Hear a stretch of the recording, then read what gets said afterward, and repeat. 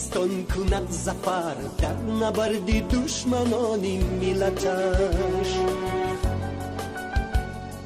آن که جان به کف گرفته تن به تن بر عدو سیته زد و به جان اهریمن.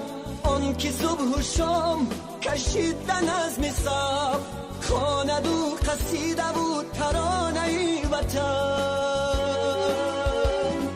کیست سر سپرده وطن؟ منو توی آن که دوست دارد این چمن. منو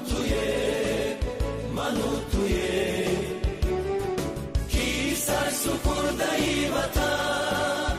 منو تویم آن که دوست دارد منو تویم.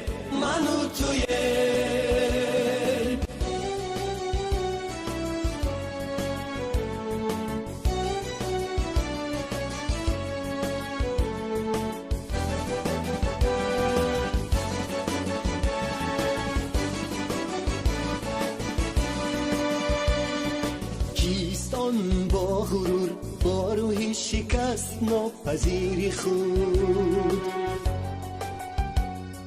دشمنی خیانت از فدای بر دیاری بی نظیر خود. آن که پاسدار نامی ملت است ره سپاری راهی بر دوام ملت است. آن که صادقان خدمت وطن میکند برای او به نرخ جان و تن.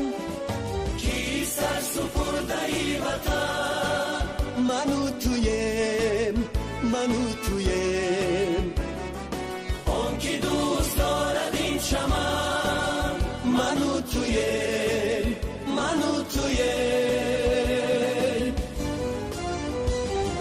کی سر سپرده وطن. منو تویم آن که دوست دارد این چمن. منو